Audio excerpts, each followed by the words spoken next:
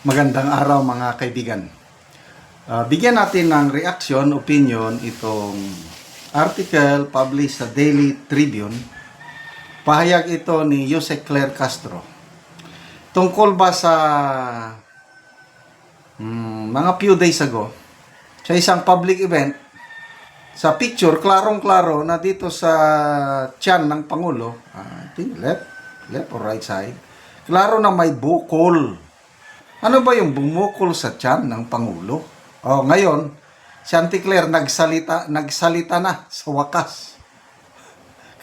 Kitang-kita naman sa bare eye, ano yung bukol? Kabisado ko yan dahil nung tinyente, kapitan pa ako, nagdadala ako ng pistula, caliber 45 pistol, bumubukol talaga dito sa tagiliran. Okay? So dito ko sa Pangulo, bare eye mo lang, makikita mo, bumukol. Ano ba yung bukol na yon? So maraming nag-i-speculate. Ano ba yon? So may kanya-kanyang hula. So ito, si Attorney Roque, may hula siya. Nagtanong siya, Auntie Claire, ano ba yan? Colostomy bag ba yan? Ito, sumagot si Auntie Claire. Sabi, Palace calls Roque a fake news peddler. In a brave utterance, Palace press officer Jose Claire Castro hit former Palace mouthpiece Harry Roque a fake news peddler after he posted a photo of President Marcos Jr. with a square image on his left thigh, seemingly a colostomy bag. Bukol nga eh. Masama bang magtanong?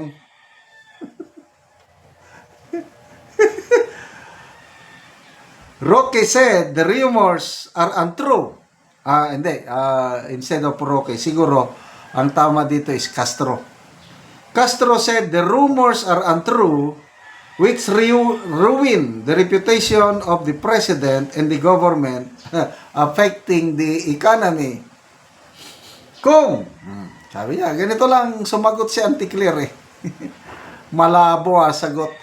Kung nanggagaling lamang din po kay Harry Roque na masasabi na nating isang fake news peddler, nakita naman po natin ang video. Yung kabuuan kung saan tinaas pa po ng Pangulo ang kanya, nagganyan nga siya, ang kanyang kamay nung siya po ay kumakaway sa ating kababayan. What's the problem? Ba't kitang-kita naman ang bukol dito sa harapan, sa tiyan? Ang tanong, Auntie Claire, ano ba yun? Bakit ang Pangulo may bumubukol? Kung sagutin nyo na lang, hindi, nagdala siya ng caliber 45 pistol. Pwede. Dahil, presidente siya. O kaya, kwan yun, belt bag. O kaya, whatever. Sagutin lang, bakit nga, kataka-taka, bakit presidente siya at may bukol sa harapan? Hindi rason yung kumakaway. I'm sorry, hindi ko tatanggapin yung rason na dahil ganon. Kitang-kita sa mismong mga mata. Mabubukol. A colostomy bag. Ito na yung nabasa ko lang din ito sa comments. Baka colostomy bag, sabi ng mga nagko-comments. Ni-research ko, ano yung colostomy bag? Yung pala, ipunan ng dumi.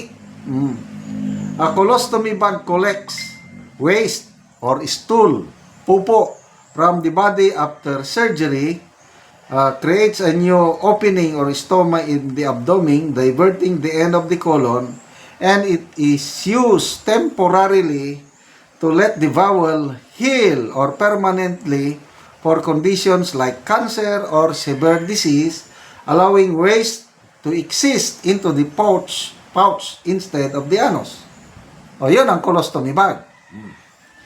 Sabi naman ng Auntie Claire, kitang-kita po kitang-kita po na ang sinasabing larawan o ipinakitang larawan ni Harry Roque ay pawang kasinungalingan lamang. Ay, nako. I was not born yesterday. Kitang-kita na bumukol po sa gilid. Ulitin ko po, ganyan kami sa military. May bumubukol ang aming mga kiliran, yung mga mahilig magdala ng pistula. Bukol talaga. So pag bumubukol, delikado yan. Men in uniform yan, kahit naka-civilian yan. Huwag ka. May mga men in uniform. Yung mga bus, mga either nakaupo or sisingilin ngayon ng konduktor. Saan po kayo? Ito, nangyayari ito, yung men in uniform, nakasibilyan. Ipakita lang niya yung bukol sa tagiliran. Makita ng konduktor, nakabukol. Sige sir. Okay lang sir, okay sir. Yan na, hindi na nila sisingilin yung may bukol sa kiliran. Tapos sasabihin nyo lang na fake news peddler si Attorney Roque. Kayo naman ang mainstream media naman ang naglabas yung picture na yon, nakapansin-pansin, may bukol. Para maiwasan yung ganyang mga speculation, kasalanan din ng palasyo, bakit ayaw maglabas ng official medical bulletin? Sabi ng Ticler na, hindi na kailangan ang official bulletin. Hindi naman seryoso ang sakit ng Pangulo. Hindi po katanggap-tanggap yun para sa akin. Presidente siya. Malalaman o hindi ang sakit niya because he is the president. The public has the right to know ano ba talaga ang kalagayan niya. Dahil ayaw niyong sabihin kung anong kalagayan niya, kaya ang taong bayan hindi niyo masisisi, including to me, Attorney Harry Roque, na nagtanong, Anti-Claire, pakisagot naman. Sabi lang niya Anti-Claire, pakisagot. Ano yung bukol? Ano yung bukol? Colostomy bag? Ang sagot, hindi po colostomy bag yan. Bumukol dahil, ano yun? Sabihin, poach, caliber 45, whatever. Ganon ang sagot nun, hindi fake news kagad. Hindi nyo na pwedeng lokohin ang taong bayan ngayon dahil may age of social media na ngayon. Salamat mga kaibigan sa inyong pagsubaybay sa ating channel. Nakakatulong kayo ng malaki sa Tribong Talanding ng Bukidnon dahil ang income natin sa channel na ito is pantulong sa tribo.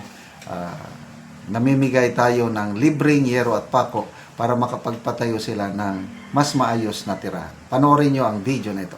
Si Angkol ang natagaan og gero. Natagaan. Mahal kayo ang palalito ng ating trabaho.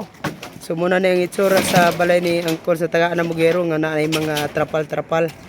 Ipang-ipit lang og kahoy. Muna ni kadagkoon sa buslot sa balay ni Angkol sa tagaan ng Mugero. Kinigi apira noon tog tunnel bag apan daot na ang tunnel bag yapon. Wala kay ikatapakol. So, mga dako nagid kaayo og buslot sulata nagid kaayo ang balay ni Angkol. Pila na ni Nicole ka tuig ang imong balay ngayon ani na ang itsura ang imong atop. Tulo na ka tuig. Tulo na ka tuig kapin. So kuha na gid kaayo ang yero nimo. So makatop na ka karon Kol. Makatop na ko. Wala na yun. Putol-putol na gid ang yero.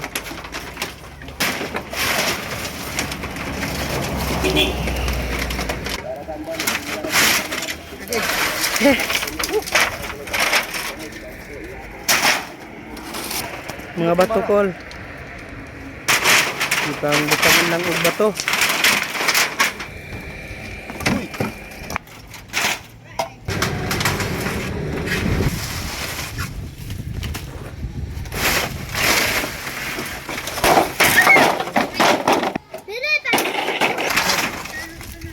Gabok na gid kaayo ang yero.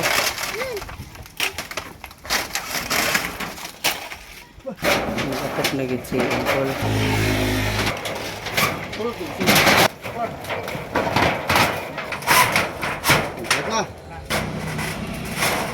Karon naman na gid si Uncle sa pag-atop sa iyang balay nga gatuluan na.